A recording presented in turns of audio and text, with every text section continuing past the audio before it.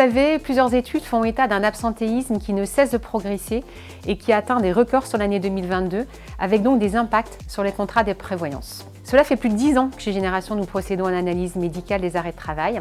Elle est réalisée par nos médecins conseils et une équipe médicale expérimentée et nous nous appuyons sur une expertise en data. Ce dispositif d'analyse médicale consiste à étudier l'intégralité des dossiers arrêts de travail dont la franchise est atteinte, c'est-à-dire ceux pour lesquels l'indemnisation au titre du contrat de prévoyance va intervenir. Pour ce faire, nous adressons à l'assuré en arrêt de travail un formulaire médical qui va permettre de connaître sa pathologie. Et c'est l'analyse de ce formulaire qui, au regard de la pathologie du salarié et de l'emploi qu'il occupe, va permettre de définir la durée probable de son arrêt. Les résultats de notre étude sur les 2 années 2021 et 2022, pour les près d'1 million d'assurés que nous gérons, démontrent les vertus de cette analyse médicale, car si 89% des arrêts de travail analysés ressortent comme médicalement justifiés, une étude plus ou moins approfondie du dossier médical, qui peut aller jusqu'à l'expertise, conclut que 11% n'étaient plus médicalement justifiés au moment de leur analyse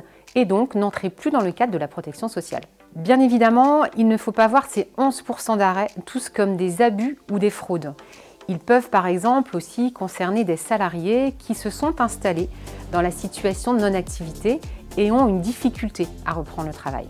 Ces résultats, ils confortent notre position que l'analyse médicale des arrêts de travail que nous réalisons conduit à une approche maîtrisée de l'absentéisme, à la fois parce qu'elle participe à un meilleur équilibre des contrats de prévoyance et aussi parce que cette analyse médicale est un tremplin à la mise en place d'un service d'accompagnement au retour à l'emploi pour certains salariés.